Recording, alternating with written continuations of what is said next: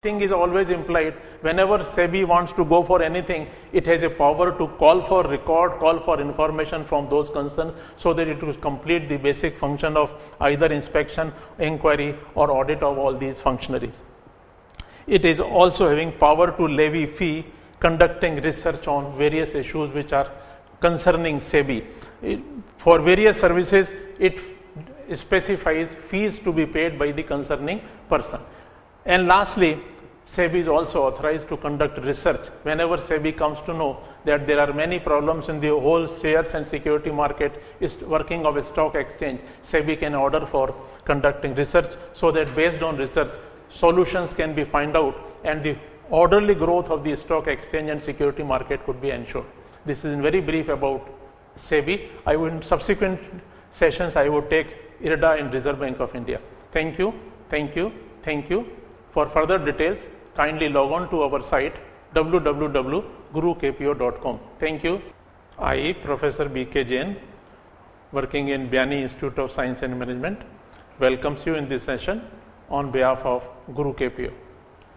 The topic for today's discussion is regulatory bodies of Indian financial system.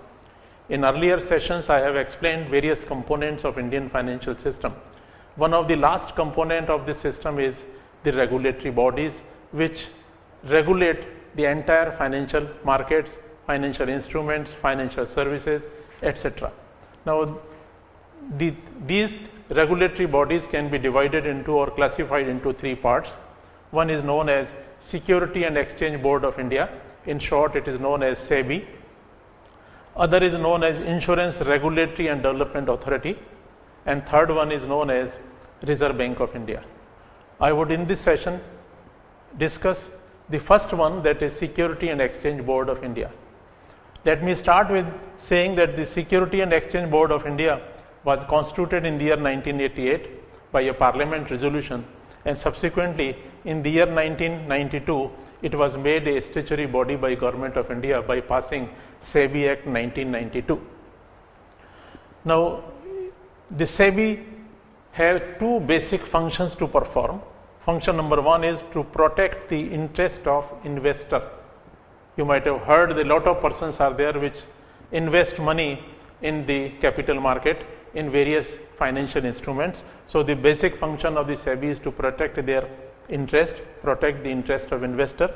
And second one is to ensure orderly growth of insurance industry in India. We have very large industry in the name of insurance industry, which can be broadly classified into two parts. One is known as life related insurance and the other is known as non-life related insurance. So it has to ensure orderly growth of both the insurance sectors, life as well as non-life. Now I come to key functions of this Sebi. The key functions, though there are many, but I have only mentioned a few important. Number one is registration of stock exchange, security market, stock brokers, sub brokers, bankers, merchant bankers. There are a lot of intermediaries, lot of functionaries which are involved in this process of share market, and this Sebi is required to register them and then after registration issue them license, and for that it also have powers to renew their license, cancel their license. So one of the important function of the Sebi is registration of all functionaries which are operating in this market. The second one is prohibiting fraudulent, unfair practices. Sebi is also expected to ensure that there are no fraudulent matters are there in the shares and security market, in capital market, and no concern which is issuing shares, primary shares or secondary, they take any fraudulent actions. Next is regulating acquisition of substantial shares by a company.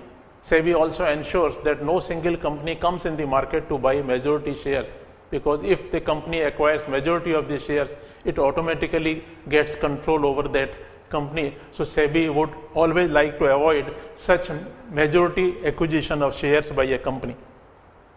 The next is the Sebi is authorized to conduct inspection, inquiry, audit of all stock exchanges in the country and all those who were registered with Sebi for working in this stock or share market. These may be the merchant bankers, these may be brokers, sub-brokers, all those intermediaries which are involved in the market. Sebi is supposed to conduct inspection. There is little difference between these three words. Inspection is somewhat different, inquiry is somewhat different, audit is somewhat different. In all these three words, one